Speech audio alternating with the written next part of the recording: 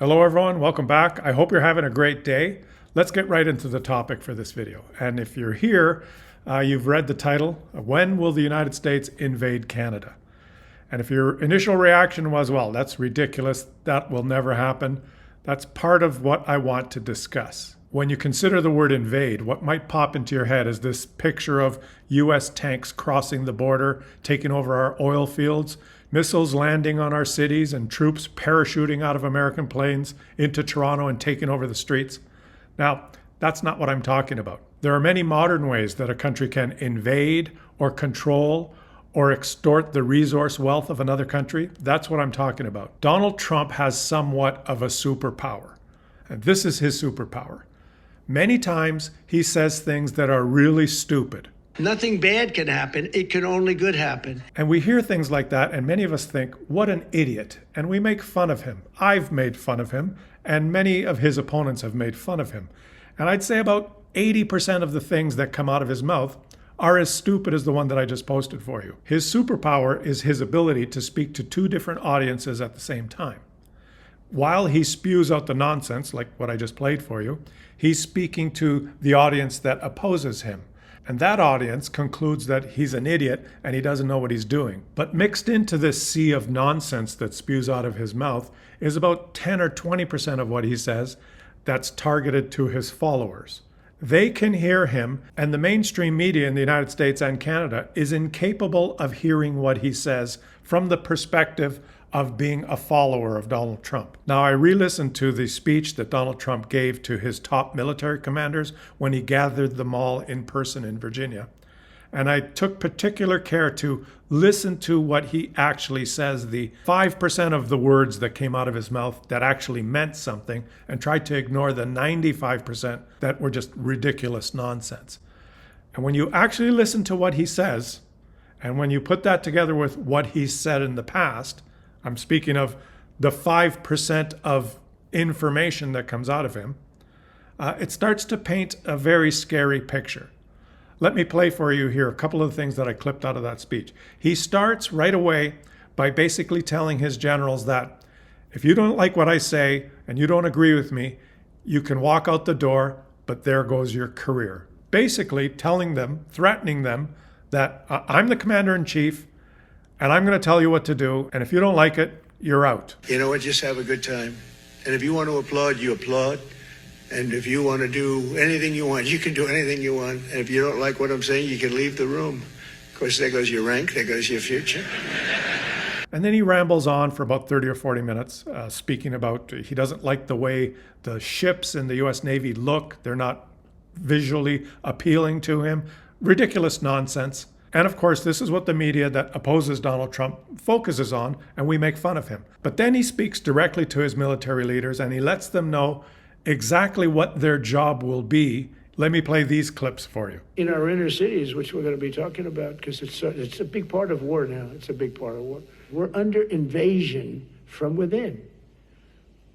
No different than a foreign enemy. The ones that are run by the radical left Democrats, what they've done to San Francisco, Chicago, New York, Los Angeles, they're very unsafe places, and we're going to straighten them out one by one. And this is going to be a major part for some of the people in this room. That's a war, too. It's a war from within. We should use some of these dangerous cities as training grounds for our military, National Guard, but military. And then he starts talking about the Golden Dome and referencing Canada's participation in the Golden Dome. And we've begun construction on what we call the Golden Dome missile defense shield. It'll be the most sophisticated in the world. You watched it do well. But I tell you, it's what we're doing is so good, and we deserve it. You know, we help other countries with it. We don't have it ourselves. And Canada called me a couple of weeks ago. They want to be part of it. To which I said, well, why don't you just join our country? You become 51, become the 51st state, and you get it for free. So I don't know if that made a big impact, but it does make a lot of sense. It actually makes, because they're having a hard time up there in Canada now. And when you look at a illustration of the Golden Dome, if you look up what it looks like, you see a picture of North America, and you see this big dome defense system, which covers the United States, Alaska, Canada. It's a big dome, and we're right in the middle of it. And again, as he spews out a big word salad of nonsense, he lets it slip that, well, Canada should become a 51st state so they can get this Golden Dome for free, because they may be reluctant to pay the big price tag that I'm going to charge them to be protected by this Golden Dome. So if you start stringing together all the things that he's said since he's been elected and even during the campaign, the actual things that were concrete statements about what he's going to do, forget the 95% BS that's spewed out of his mouth, the actual things that he said that meant something. Let me list some of them for you here. You probably remember some of these. We need to take over Greenland. We have to have Greenland. Greenland is essential for the security of the United States. We need to retake the Panama Canal. We need the Panama Canal. We have to use the Panama Canal, and we built it, and we should take it back from Panama. Canada needs to become a 51st state. We protect them, and they're getting a free ride. We're not going to give them a free ride anymore. If they want us to protect them, they should become a 51st state. We're going to build a big, beautiful Golden Dome to protect our interests, and it's going to cover the United States and Alaska and Canada and Greenland, and Canada better pay their share. They could have it for free if they become a 51st state. And now he's gathered his military leadership together and let them know that they need to fight the enemy from within. The enemy from within, those that oppose him. And the U.S. military should view this as an opportunity to train in U.S. cities on how to fight these people that don't agree with him. And we have a name for those people that oppose me. They're called Antifa. And by the way, I just designated Antifa as a terrorist group. And when he signed that executive order just a few weeks ago declaring Antifa as a terrorist group, most of the media reaction was, well, this is ridiculous. It doesn't really mean anything.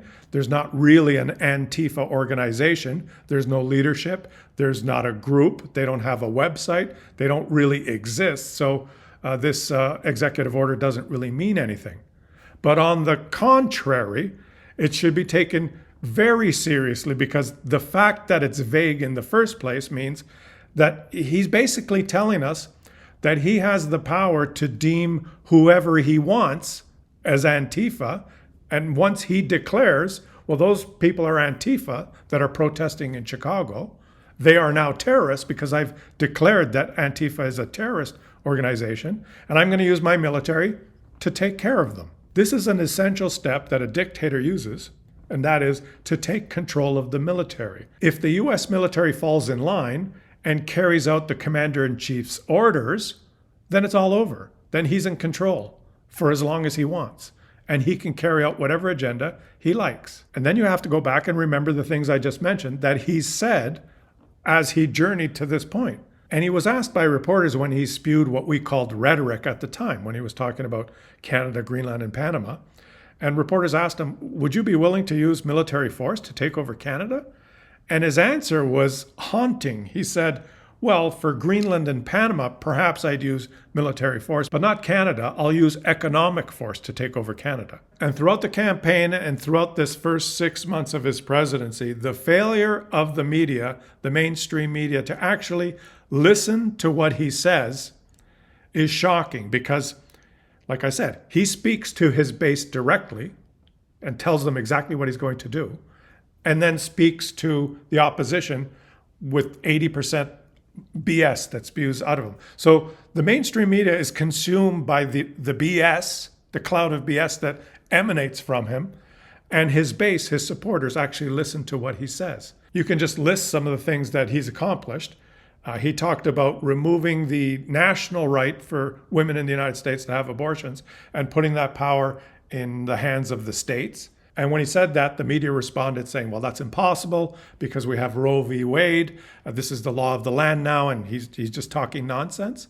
Well, he appointed hand-picked judges to the Supreme Court, and that they overturned Roe v. Wade. And now abortion laws are in the hands of the states, just like he said. He said that migrants were eating cats and dogs and people's pets, and that if he was elected, he would launch the biggest mass deportation in U.S. history. And the mainstream media said, well, he's exaggerating. That's not really going to happen. They're not really eating the cats and dogs. There's not as many migrants here as he's quoting. They're not as violent as he says they are. It would cost so much for him to do that. This is just rhetoric. And now we have scenes like this in the United States.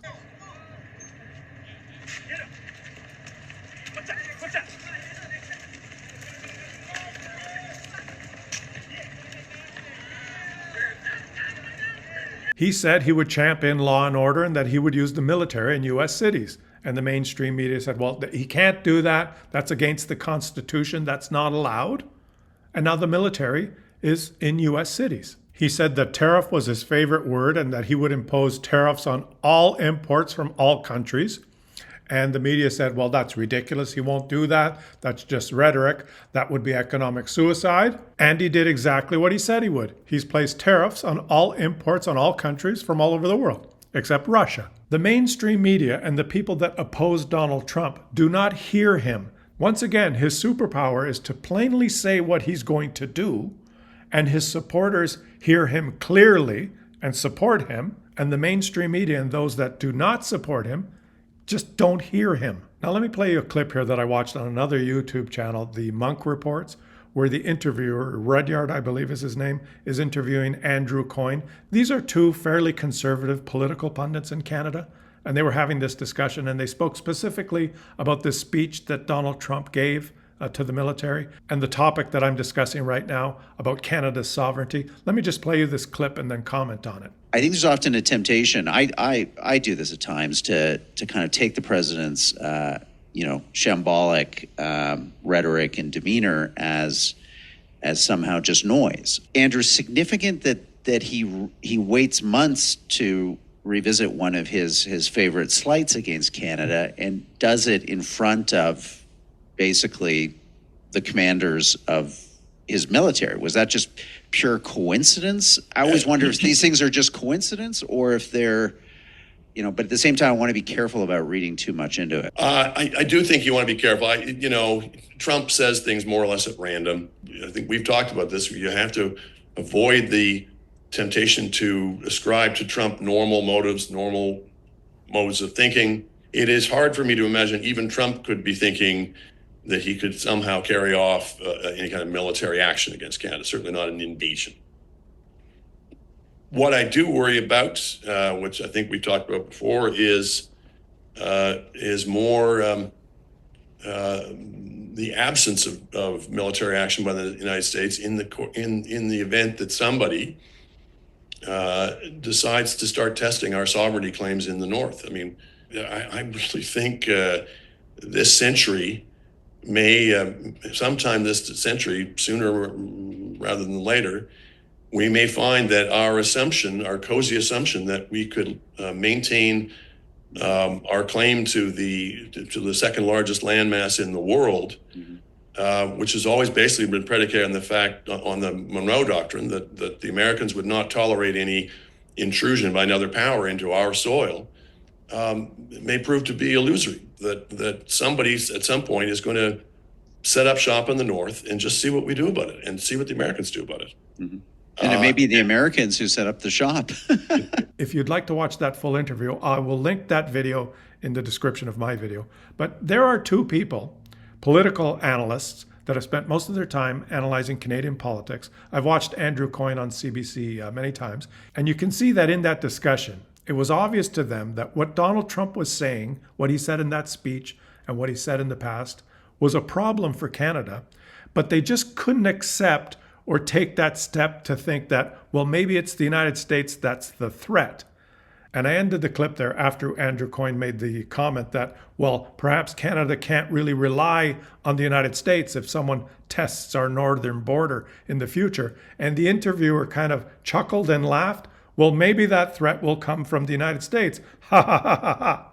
And it wasn't a ha ha ha hilarious laugh. It was more of an uneasy, unsure type laugh. It's in his head. Hey, maybe it's the United States that's the threat.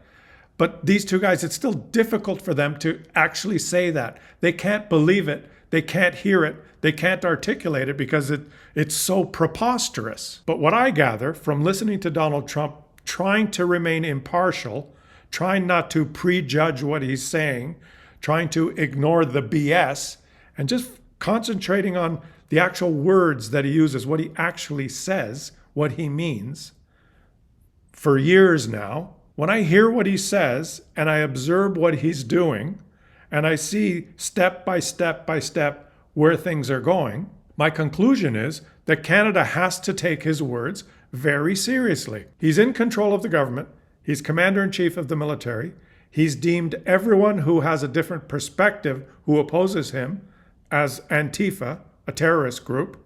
He's ordering and deploying the U.S. military into U.S. cities to do what he wants. If they don't obey, they'll be removed.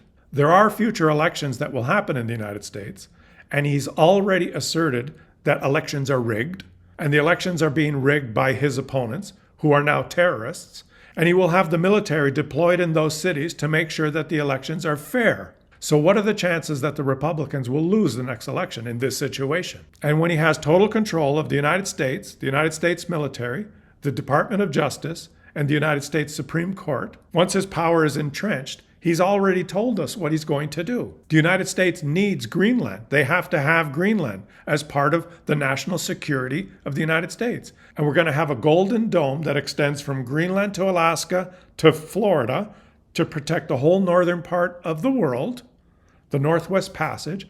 And Canada better pay their share of that golden dome. And if they don't want to pay, well, that's not acceptable. They'll have to become a 51st state. They can have the dome for free if they become a 51st state. And once we control the North, we'll also want to control shipping east-west from the Atlantic and Pacific, so we'll have to take the Panama Canal as well. Now, what is it about those statements that's so hard to understand?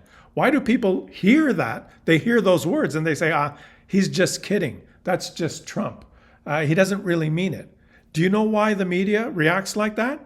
It's because 90% of what he says is like this. I mean, there's a rumor, and I don't know if it's so or not, that Cuba, they don't have Tylenol because they don't have the money for Tylenol, and they have virtually no autism, okay? Tell me about that one. And that was stupid. That was a stupid thing that he said. And the thing is, the media mixes up the stupid nonsense that he says with what he actually says that he means. We're incapable of separating them and hearing his words. And let me end by asking you this question now. The title of the video is, when will the United States invade Canada? And by invade, I don't necessarily mean tanks crossing the border. But how far-fetched is it that the United States, in their pursuit of national security, building their Golden Dome, protecting the North, how far-fetched is it that the United States just enters our northern territory and sets up bases and starts constructing or taking care of their national security without really asking Canada? Well, Canada doesn't want to pay for the Golden Dome, and it's essential to our national security, so we have to go there and build it. We can't build it without having bases there. They don't want to pay. They don't want to be the 51st state, so we're going to just have to do it ourselves. And while we're there, obviously, we're going to need some resources and minerals to help us build this thing, to help us protect Canada. They're getting a free ride. We're going to have to get those minerals from Greenland in Canada. That's where they are. They're essential. We have to have them. The only people that oppose this idea in Canada are those radical left lunatic Antifa terrorists. They're dangerous and we can't listen to them. Now, let me ask you, how far-fetched is that? If I had this discussion with you 3 years ago, you would have watched 30 seconds of this video and said, this guy's crazy, what a lunatic. But now, today, what are your thoughts? How far-fetched is that? Leave some comments in the comments section. Let me know what you think. And think carefully about it, because Canada's sovereignty, Canada's land, has never been threatened by any country in the world, Russia or China or anyone else.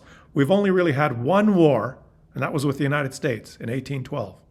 And that war culminated when the British Army marched down to Washington and burned down the White House. That's our history. Think about it and leave your comments. Thanks for watching. I hope you enjoyed the video. Subscribe if you did. Share this video on your social media if you know anyone else that might be interested in this type of discussion. Thanks for watching, everyone, and I will catch you all on the next one.